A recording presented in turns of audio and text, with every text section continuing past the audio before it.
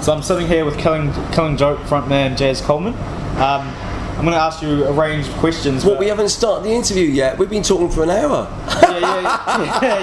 I told you to get into your cup of tea. Yeah. Okay, mate. It'll be real quick. No problem. Yeah, sweet. So I guess the angle that I'm going to take is you're one of an educator, so you're at the birth of the electronic genre as such, and I guess your music has strong electronic elements. So in terms of the birth, where do you think the electronic sound kind of started from, or how did it come about to be such a force in terms of, was it experimentation with like certain instruments, or? Yeah, well, we start with this sort of electronic associations. If my colleagues were here and they listened to that question, they'd be laughing their heads off. Why is that? Yeah. Because they know that I'm such a technophobe, which is to say I don't use computers. I only use a mobile phone if someone gives one to me, because they can't find me.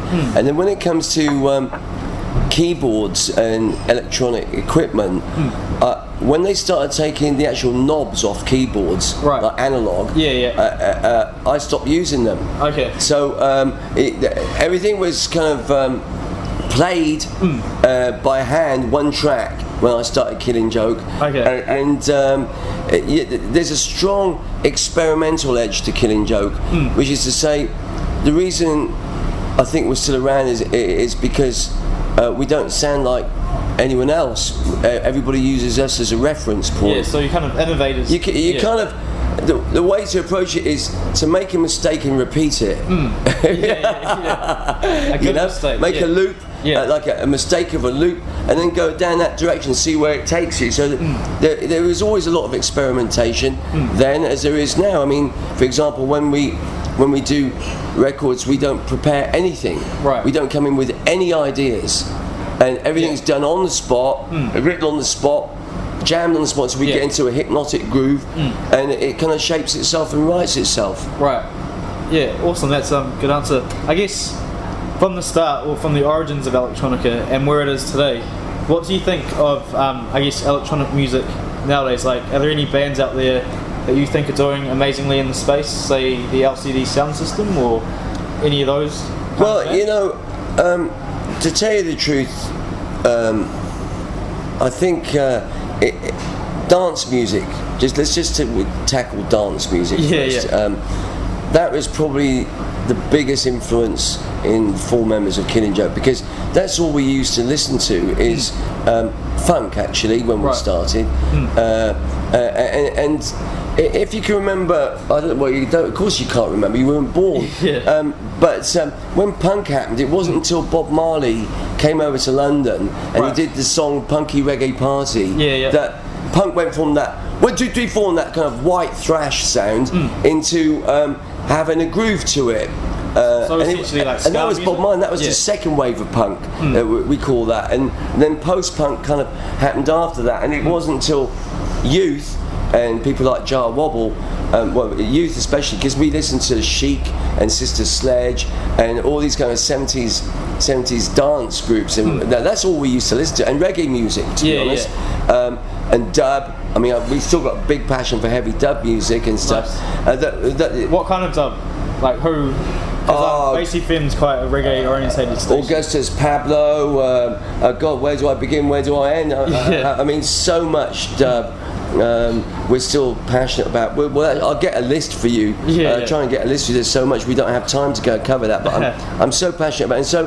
And so we added this kind of dance beat to what was once punk. I mean, you got the fiery sound, and so it's a hybrid Killing Joke of dance music, and it is dance music, really. I mean, there's the 4 on the floor kick, and then we put a tribal thing over it. But ultimately, you'll see people grooving and dancing at our concerts, and it's dance music we were born of, and dance music we are, really. Yeah, it's amazing. Like I was listening to a Soulwax song, and it's called Teachers, and it's mentioning all the I guess all the influences, and you guys are one of them. Oh, is that right? Yeah. Do you know much about Soulwax? No. Yeah. They're like a real big electronic kind of outfit, but they're like predominant these days in electronic music. And wait, see, Killing Joke, and then it went on to spawn loads of other dance music. I mean, youth, our bass player, he was very much involved with the Goa trance, right, and all the trance music, which has kind of had its day, but it's still huge in India still, and there's these spots where it's still kind of massive. That would be a funny situation, walking into a trance like event in India with all these like kind of crazy people getting loose to it. That's right, and they mix up Killing Joke into those. I'll try and well, you can get, there's loads of trance remixes of Killing Joke. You just stumble across them. I love all that. And Youth is at the moment involved in doing the Killing Joke dub album, because he loves that, and we all love the dub thing, as I said before. Nice. So I love people coming in with remixes of Killing Joke, dance remixes. Because I never get involved with remixes. I never have since the beginning. I just get involved with the song. Absolutely. And then other people are more skilled in that area and have more passion for them. And I love it, because you don't always feel like listening to Killing Joke at breakfast. Such as the nature of the music, is not good for the digestive system. But I do like listening to Killing Joke in dub at breakfast time, or a Killing Joke dance music going in the background, or an ambient mix of Killing Joke. And so I love these traditions that people have gone. Of course, it's a hard life going into dance music to make a living, as you well know. Absolutely. To actually get money out of it, and so few actually manage to make a living out of it. It's like jazz music or underground music. It's a hard, long path, and it's years of not going away. If you just don't go away, you keep doing it. And I say to everybody, your turn comes round. You just got to stand your ground. That's cool. I guess the next question I want to ask you is, what do you think of, I guess you're using like analog equipment. What do you think of computer generated music? So essentially like someone making a track all on computers. I'm not affiliated with computer generated music as such, so answer truthfully, I guess. Do you think it's a bit? I don't really. I've got to be honest. While I think it's an interesting experiment, and interesting. That word "interesting" is not exactly passionate, is it? It's just when someone says after they've listened to a piece of music, "Oh, that's interesting." For me, that equals failure. Okay. Right? It's not going to blow you away. And when machines do everything and man does nothing, I got a problem with this. This is where I stand on it. I explain. At the moment, NASA is warning everybody about these solar storms that are coming, and they could just knock out all our satellites and all our technology, so your computers won't work, and our mobile phone systems won't work, and the satellites won't work. Right. And this is a scenario. So I have this kind of basic unplugged attitude, which is. If we turn the electricity off, then we see who's who. Show the men from the boys. Well, that's right. So you've got to think of, if there was no electricity, how are you going to still do your same dance grooves? How are you going to generate this music? And I want someone out there to start answering this question, because it's a reality that our technology, we shouldn't over rely on it. Some would say that you're behind the times in certain aspects. But you see, when these solar storms come, maybe I'm ahead of the times, because what if there is no electricity? And to be dependent on technology, I don't know whether it's such a good idea. Absolutely. And that's why I love Mardi parties so much, because they take out the guitar and everyone starts singing. For me, the human voice is everything. And people singing together, not for money, but to be happy. This is everything to me. What are your beliefs in, I guess, DJs as musicians, in terms of, they're just piecing together a track after a track? Is there an art form in the way that they put it together, or are you very much a purist on the issue in terms of DJs being kind of just clipping the ticket a little bit? It's a shame we don't have the rest of the band here, because everyone's got different opinions on this. But what's your particular opinion? Mine is I like melody, and I like grooves, and played by man, human sweat. and effort. As opposed to someone clicking a few buttons and then mixing it on a turntable. Well, this is good too. Yeah. And I like people doing this, and I've heard great things, and it gets me off on it. I mean, I really enjoy that, and I like going out to dance parties, and I find them inspirational. That being said, I am a purist. Yeah. You know, I mean, I started with classical music first, and then like my introduction, I didn't really listen to rock music until I was about 13 and a half, 14. And then I remember the day I did though, because I was with the National Youth Orchestra of Great Britain, right? And there was this gorgeous looking viola player, and blonde and beautiful. And that was the tipping point. And she said to me, "Don't you listen to anything else other than classical music?" I said, "No. What do you mean, like top of the pops music, pop music?" Yeah. And she said, "No, experimental music. Have you listened to any experimental music?" And I went, "No." Yeah. She said, "Oh, I've got some tapes of this group Can," and so I ended up going back to her room, and she put these. It was a tape to tape. There wasn't cassette even.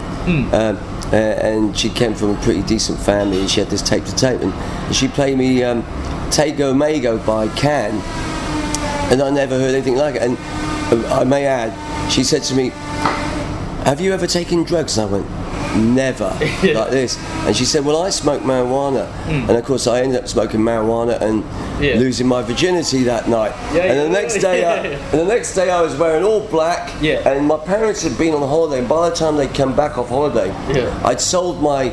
Actually, it's worth over £100,000, my violin now. Right. But I'd gone to Sotheby's, and I sold my violin. I bought like a mini Korg synthesizer, and amplification, and a Wurlitzer electric piano. And my mum and dad were absolutely horrified. And we've got this kind of joke to this day where my mum said, "Oh, it's just a passing phase, you'll get over it." And like here we are many years later, and the phase has not passed. It's a good story. That's a really good story. I guess, and that said, where does 2012 fit in terms of, I guess, the genre or the style of it? Is it more on the electronic tip, or like in relation to all the other albums you've made? I love analog. Yeah. Everything's analog to me, and I believe in the analog revolution. Most of the people who like Killing Joke, they buy vinyl. Right. And that's amazing for me, because it just went out and it's come back in. So like a good 60% of our sales is vinyl now. I think analog gives this warm sound. And of course, the artwork of a LP, it was so special. Once a week, you save up your money, and you go to the shop, and then you sit on the bus on the way home, looking at this lovely piece of work in the art, and you think, "Wow, what's this going to sound like?" And you got home and put it on the turntable, and it was such a thrill. And it's sad to me. I talk with people at Real Groovy about this, and some of them are elder fellas like me, and. Like how exciting those days were, and how the excitement, the thrill of discovering new music is on this next generation has been lost, and we've got to rediscover it somehow. You know. What else was the question again? So the question was, where does 2012 fit into, I guess, your well, your sound, like first I've got to answer the spiritual side of it, because. The way man is living, the way we're living, because I'm as guilty as that.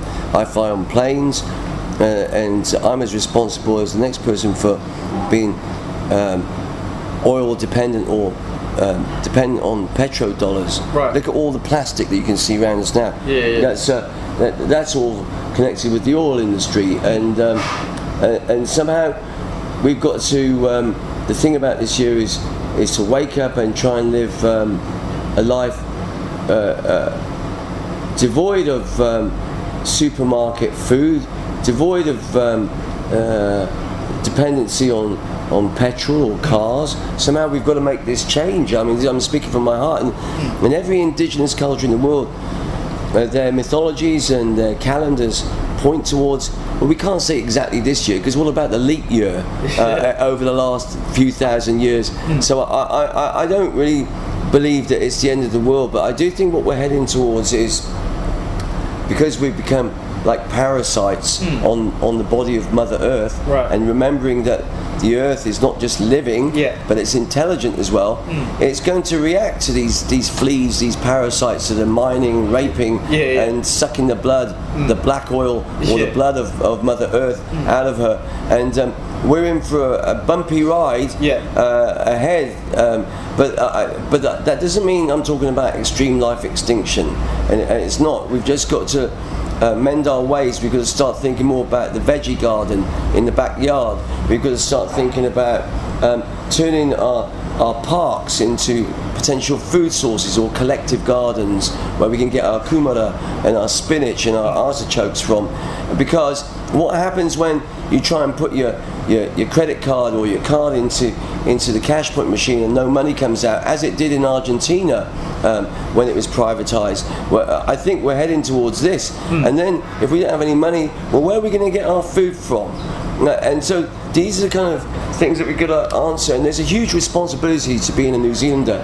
But bear this in mind, the rest of the world looks to New Zealand as the light of the world, clean, green New Zealand. Of course, we know that it's not altogether true, but I don't like to break their dream, and somehow we've got to live up to the expectations of the world to become clean and green in this country, and not dependent on oil and petrodollars. And in my work, what happened with me is when I came to New Zealand, I didn't make any money, as we discussed before. The only money I ever made was 20,000 New Zealand dollars from the Auckland Philharmonic for my composing residence scheme. Right. And then the studio around the corner, York Street, I didn't have a week's wages from this. So I ended up, and I remember one year I went 16 times from New Zealand to Europe and back again in 1 year. Right? Yeah. And the very least during the 90s was about 8 times back. And now, since the year 2000, I've kind of come back, well, once a year or sometimes twice a year if my daughters need me desperately. But I've been trying to be ever mindful of the carbon footprints that I'm leaving. And at the end of this year, I can only speak on a personal level, I want to come back home, and because I don't have any real overheads, I live a life of near poverty, as my colleagues will testify with. All I need is to have my stomach full, and I can crash anywhere. And I don't mind roughing it. I'm trained that way. I want to come home to Aotearoa and to serve music, because it's the only thing I can do. And if anybody needs me, and all I ask for is feed me and give me somewhere to crash, and I'm all yours. There's so many lonely people in the world, and I'd like to think that I can use my insomnia, so if they ever want to find me to have someone to talk to, that I can be there for people. I'm trying to follow the Mahatma Gandhi, who somewhere Mother India runs through my blood, and yours too a little bit, but the influence, even if it is Sri Lanka. And even if the Chinese have a deep water port in Sri Lanka, which they do, you see, I'm trying to walk my talk. There's too much greed. There's too many greedy musicians, and this thing about being in a band to become, famous and rich, and this is just such a lie, this way of living, and I so renounce it. I renounce greed, and we've got to somehow move away from this me generation to a we generation. Absolutely. And if you want to get rid of some of your own problems, start worrying about someone else's problems. That's what Gandhi said. So I'm trying to follow him, because you see, it's a very personal part to this story. Mahatma Gandhi said that we should live a very simple life, and we should have villages that are sustainable, with sustainable resources, free from industry or petro dependency, and actually my daughters Tabitha and Odessa, their lineage goes back to the first Prime Minister of India. It's one of my darkest secrets, and he made the big mistake. The first Prime Minister of India, who's my great uncle, that's the Mahatma Gandhi said. He warned Pandit Nehru against the industrialization of the Indian homeland, And if you want to know about Gandhi's ideas on the village, you can find them yourself and do your own research. And my ancestor disregarded the Mahatma's warnings about this, and India now has become polluted, overpopulated, dirty, and yet they still have this simple spinning wheel as the symbol on the Indian flag that's meant to remind everybody who has Mother India in their blood that humility, and to make your own homespun, your own cloth, and to wear simple white robes with pride, and to renounce all forms of materialism. And he leads the way for me. So he was the last great leader. Yeah, absolutely. And there's been no one since Bapu.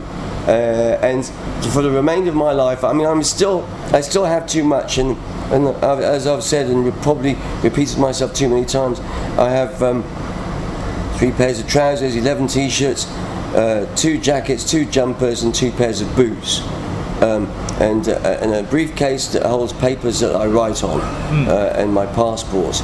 And of my passports, if I had to give up my European Union passport, or my New Zealand passport, I give everything up for New Zealand, because New Zealand is a country I am convinced is blessed by God, and if we don't get it right, there's no hope for the world.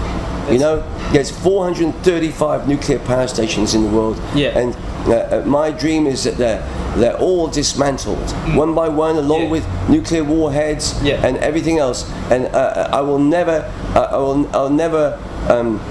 let go of this dream that this is going to happen. I will never walk away from the dream of reforestation and keeping our rivers clean. We can fly to the moon, but think about it. New Zealand and New York City, for example, all the excrement from human beings is pumped out into the sea, and then we wonder why the price of fish is so high.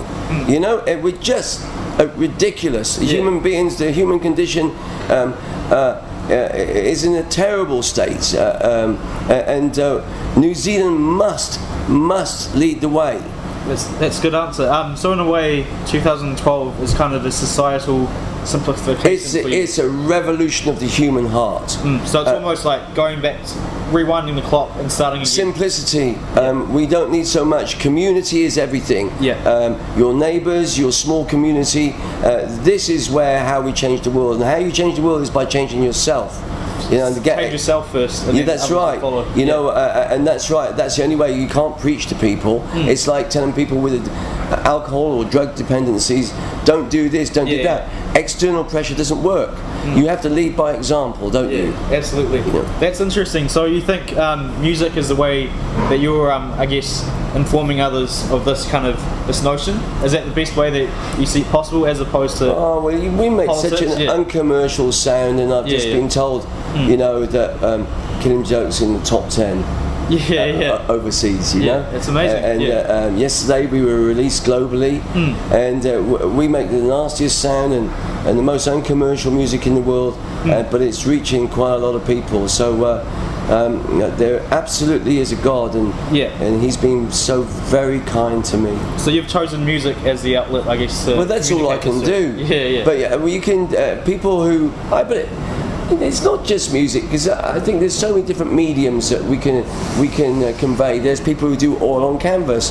There's people who have all sorts of different expressions. But to speak with a social conscience and to speak from your heart. And if you see evil or wicked things happening in the world, the greatest sin is not to speak out. Like what happened in Nazi Germany, the Germans, they knew what was going on, these terrible death camps, and they didn't speak out, they remained silent. So it's your moral duty, if you see something that's wrong, like I have a problem with Monsanto and biotechnology. I have a problem with man pretending he's God, saying that the next stage is to download our consciousness into laboratory reared bodies. And when we look at biotech seeds like Monsanto, well, we know what they do, because when we feed genetically modified food to rats, the next generation of rats, they have a much smaller litter. The next generation after that, they're nearly all gone. So it's a process of depopulation, and I've got a problem with this. Absolutely. Because the only person allowed to depopulate humanity is the good Lord himself. And once mankind resorts to nefarious means to depopulate, he's lost his humanity, and that defines us. Who we are. Our ability to feel, our ability to cry, our ability to empathise with other human beings. This will all be gone if we have bodies that through nanotechnology and other means we can live to 300-400 years of age. We will no longer be able to feel and cry and have this emotional faculty that defines humanity. Well, the word humanity itself will have been lost if we the ghastly alternative that science is offering us is that we're moving towards a world where artificial intelligence and human intelligence will be indistinguishable, and I have a problem with that. You know. And so, while I never want to go into the political arena, I think it's only morally right to speak out from the perspective of a social conscience. Yeah, good answer. Has politics ever interested you? Like you were saying before that... I've been asked if I want to become an MEP in the European Union, and I told them where to go. No, I don't. You name me one musician who's gone into politics that's ever done anything good. Go on, try. No, I can't. Neither can I, and that's why I say no. But in terms of, say, some people would say that in terms of getting your message across, and it's a good one, being in the music sphere and passing on your music, your insight through music as a way of doing so. But if you were to make big social change, then maybe the political environment would be a better place to do that. What do you think about that? I don't necessarily think the political environment would be the best place for it, because behind the politicians, well, we know that most democracies have two major parties, and it's a two-horse race owned by the same stable owner. And the stable owners I'm referring to are the international bankers and the big lobbyists who have real power. And so generally speaking, but not always, I see politicians, well, forgive me for saying this, but as hired hitmen half the time. Not all of them, but I certainly, I feel sorry for the prime ministers of our democracies who have to wake up with the burden of trying to make things tick over with a system that they've inherited. I think that Mr. Obama is probably a fine man, but then the reality of becoming president, when he realises the president has so little power and the lobbyists have so much power, for example, the military-industrial complex, they have so much power. They have more power than Mr. Obama. And poor JFK, well, you know, he tried to stop the Vietnam War, and look what happened to him. And I have a brother who's very close to Washington. He's a scientist, actually. He's not in the political arena. And they all joke, people in Washington, that every incoming president, the first thing they do is they reach for the JFK files. And of course, when they open them, they realise if they step out of line, the same thing's going to happen to them. So you must feel a certain amount of what should I say? A certain amount of sympathy for any public servant or politician, because they normally start out with really good intentions, but when they find what the reality is, it must be a very heavy burden to bear. But if that's the case, what are you proposing society should do? Like, you know, it's such a big undertaking for people to drastically change your life. It's a big... Well, let's tackle... There's so many issues here, but let's tackle the question of public service and government first. We know that mankind is essentially a corrupt beast. He can't help being greedy. Absolutely. And if you look at the endemic corruption in Africa, the Middle East, all these third world countries, and then to a lesser extent in the West, you realise that, of course, when people get into power, they just can't help lining their own pockets, can they? To a greater or lesser extent. Absolutely. And the only way around this and to sustain democracy would be to have a government that's really like jury service, which is to say that we find the most capable, a pool of thousands and thousands of the most capable people in our respective countries. And like jury service, you get a letter in, come through the door, and it says that you will have to serve in government for the next 10 days, and then you're out. And so they don't know it's coming, and they don't have long enough to be there in order to abuse the system. And this is one way that I can answer your question, how the law must be higher than man, because man is not to be trusted. That makes sense. And public service. Well, we talked about Mahatma Gandhi. He served the public. Right. But how many politicians are there that would be prepared to go on second-class travel allowance, that would give away all their wages except for food allowance, right? And truly serve the public? How many of them are there, and under these conditions would they want to go into public service? No way. Well, this is my question to you. We must redefine what public service is, and I go back to Mahatma Gandhi, who died owning nothing, in a simple white robe, and somehow we have to reclaim democracy, because it's all got out of hand. See, I mean, what the big international bankers do is they use something called Hegelian dialectic, which is basically they support both right and left, the two horses of or the two main parties of any democracy. When they want to regenerate the arms industry, they normally choose, or a war economy, they normally choose a right-wing government. And when they want to pass social measures, they choose a left-wing government. And I think it's been abused for far too long. Definitely. I think that's a good call. I've just drawn you a little diagram here, kind of a continuum almost, and I agree with what you're saying, but I think for some aspects it's almost an ideal. So, of course. So here are you here on one end, and here's the other end, like say a government, for instance. What do these middle people do? Like, everyone could take your stance, and look, democracy can't work if barely 1% of the population can understand the complex issues of the day. So to have debates to inform yourself of what's going on is your duty as a member of a democracy.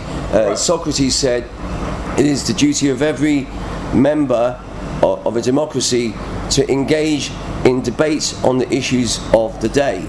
And that's the thing. You see, the things that we fear, and the things that we must have debates. We must inform us of what is going on in New Zealand, what's really going on here, and we must never forget that the government serves the people. The people do not serve the government. Now, if the majority of people can understand this very simple idea, then things will improve. You see, I consider myself apolitical because after being in New Zealand, I realised that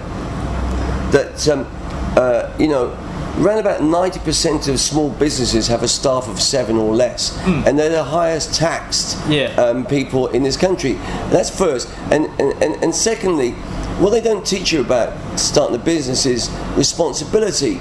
You have a responsibility to your employees, that they have families too, and it's not just like you can just fire people and hire them. You have a responsibility to these people, and so part of me has right-wing sympathies, but the other part of me believes in equal opportunities. Absolutely. I'd like to do away with private schools and improve state education. And so we have the very best state education. And that's not the case. I mean, if you look at King's School, look at all the wonderful things that King's boys and girls enjoy. What I don't like is this air of, or this sense of entitlement that they have. if we go to the United Kingdom, like 90% of our businesses are run by people who went to private schools or public schools, as they call them. Yeah. And you only have to look at Mr. Cameron and his government. They all Eton people, and they're privileged people, you know. And for myself, I've always admired people who came from the lower strata of society, and they crawl out the slime, and they make a go of their lives. Their journey, their epic journey, is always greater than those people who are born into privilege. Absolutely. You know. So actually, I believe in the principles of a country like France, which is equality, fraternity, quality of life, equality, equal opportunities. You know. Now, part of me is extreme socialist, and part of me has right-wing sympathies. So I remain, and of course, really, the only time I've ever voted is once for the Green Party. I'm ultra green. I'm an ultra green collectivist. So there aren't any political parties that really could fit my kind of ideals. So I best keep out of the political arena altogether and concentrate on reminding people that it's your duty to self-educate. That all the boys in my band, we teach in universities, we do all sorts of things, and we all left school around about 14 with no exams. And so everything that we've got, we've self-educated, and education doesn't finish even when you leave university, if you go to university. It's your duty to educate yourself and inform yourself until you're 6 foot under. That makes perfect sense, because I think you're saying the middle people, well, not the idealist or the government. There's a moral duty that they have to act in good faith, almost, or kind of make political change or make change based on the government serves the people. The people do not serve the government. That's awesome. I'm really liking that concept. I guess the other question, do you have time, Jaz? Or? All the time in the world for you, my friend. Cool. Just with the music industry at the moment, and the way that things are being consumed, like, you know, it's available on iTunes, and then you kind of organise your music via like an Apple iTunes system, and then you listen to it on your iPod. Well, you do, I don't. But essentially that's the way that the younger generation are doing things. What are your thoughts on that? Are you Well, what's happened is basically the entertainment or the music industry has imploded. Everyone actually expects music for free, and so the impact this has had on people, everyone from bands to promoters to PA companies to people who work in record companies, has been so drastic. Sales of records 15, 20 years ago compared to sales of records now, oh my God, it's just changed. I mean, it's affected everybody. But I'd say the one positive thing that has happened is that the people who are left in the music industry, because there's no money left in the music industry, are the people who are passionate about music. And it's left just to people who are passionate about music and who would do music as a lifestyle choice, as opposed to something that I can make a quick buck out of. So in the one sense, I think it hasn't had a bad effect on people. And people always think, oh well, 33 years ago you had it easy. No, we didn't. We had 20 middlemen taking a cut above our heads. Bear in mind that from every record that I made during the 80s and 90s, I personally would receive between 1.5% and 2% of every record. Right? Which you have to sell a lot of records, which we haven't. In order to, we've just sold enough records to get to the next record, and we've been very lucky in this respect. I've actually sold more classical records than Killing Joke records, and but this has never been so much in Europe. It's been predominantly in America. But now in America, of course, and I see it when I'm touring there. People, if they've got a job, they have a choice once a month to either buy a DVD or go to a concert, or a CD or go to a concert. They can't choose both. They don't have the money. Absolutely. And so there you go. I guess that's a good summation. My last question to you is to do with radio. I work for Bass FM, or do a show on Bass FM, and we're essentially, I guess, an underground or alternative station trying to compete with the George FMs that are owned by MediaWorks and these big multi kind of conglomerate-based stations. What are your advice to like the little guy like Bass FM to try to survive in this beast?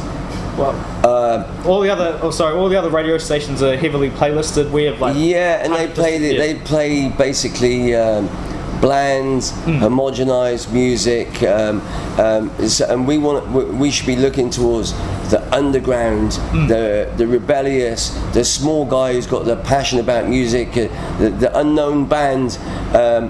We should hold our heads high and be proud of every independent record store like Real Groovy and tiny radio stations. I was speaking to this wonderful lady. She said, I don't know how she got in with Universal in Australia yesterday, but she said, "Oh, I'm from a tiny community-based radio station." So and she was a most wonderful lady, and she really touched me, because obviously you're not doing it for money, and it's a big passion. And I said to her, "Look, if you've got any bands in your town that need my help to put things together, if you can get me there, I don't mind sleeping on the floor. Just put some food in my stomach once a day, and I'm all yours." And that's my answer to you. Any way I can help you, the same thing goes. As I come to Aotearoa anyway, you don't have to pay my ticket, but if you can buy me a bowl of porridge or something simple like this, any way I can help, I'll do it for nothing. Excellent, that's a good answer. So that was Jaz Coleman from Killing Joke. It's been such a pleasure. Fly the flag.